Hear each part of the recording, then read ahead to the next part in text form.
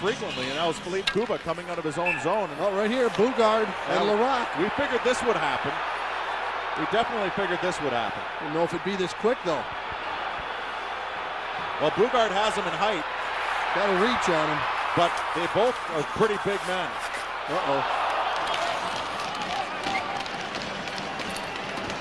I don't know if he stepped on something or whether he was knocked down, but Boogaard went down. He never got a good grip early on. Boogaard tried to get right off the draw there. They knew that it was gonna happen quick. And for Laraque, he needs to grab in early on a guy like Boogaard, because Boogaard trying to get one shot from the faceoff and won't do it, but we do have Boogaard and Laraque. Derek Boogaard, 6'7", 270 pounds. He and George Laraque tangling again in this series. A couple of heavyweights in every sense of the word. Laraque ends up on top of big Boogaard. And you knew that was coming. George had to do something. Yeah, the Oilers are looking for something to spark them, something to turn their game around, and George tries to provide it in that big fight there. Boogaard gave him all he can handle. He's a big man and had the leverage on him. Not that old, but it was still a while ago. And here is Mr. Boogaard and Mr. Laraque again. We've seen this before this season. Well, these are two gigantic men going at it. Laraque throws the 6'7" Boogaard to the ice. Their third go-round, I believe, this season. George Laraque. Seidenberg trying to move it out. And now there we go. We're going to have a battle. Here it is. Boogaard and Laraque, the heavyweights. 6'7", 270. This is as heavy as it gets right here.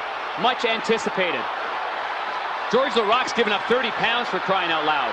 Well, Laraque throws a lot of lefts. Boogaard comes back with a right. This is a big moment of this hockey game. Oh, good left there by George Laraque. Oh boy, look at that. Good balance by Laraque, and he shuts him down. Knocks him to the ice. Big George knew all day long that this was going to happen. A guy that is really, he hit Todd Fedoruk so hard, it just shattered his cheekbone, and since then, Fedoruk's been traded from Anaheim to Philadelphia. You see the balance in the upper body strength. Look at that. Looked like he might go down. He stays up. He rolls him around, and then he gets in a couple of lefts. That's why George Laraque is the undisputed heavyweight of the National Hockey League. Well, a big part of it you mentioned is his balance. He was spun around, managed to keep his feet, and eventually just wore big Boogaard down, and then tossed him to the ice. Speaking of the big heavyweight, let's get to our next fight I want to talk about, the Boogeyman. Yeah. So at that time, you guys were 1 and 2, interchange. Yeah. He was 1, you were 1. It's all semantics. So, all right, after the Boogie fight, Boogie can't be happy, right? He's got to be a little upset. Were you thinking you're going to fight again that game, or what's happening with that? The thing is that was he didn't play many shifts after that. I think that was pretty much it.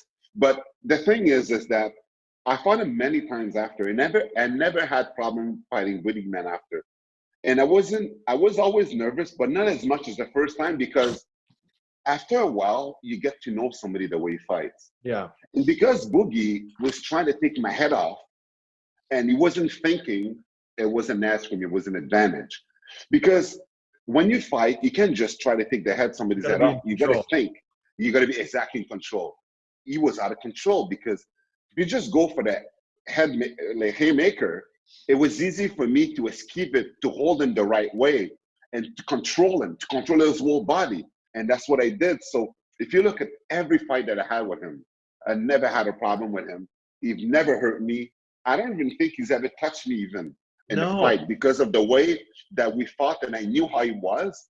I remember even one time we fought, I was in Phoenix, he was in Minnesota, and he missed like 12 games after because the way that he went down at the end of our fight, because he was so out of control that he wasn't controlling his body, that he went awkwardly down on the ice, and he had a high ankle sprain on his foot. So I did always really good with him and stuff, because you got to be more in control when you fight, and he wasn't, and that was to my advantage.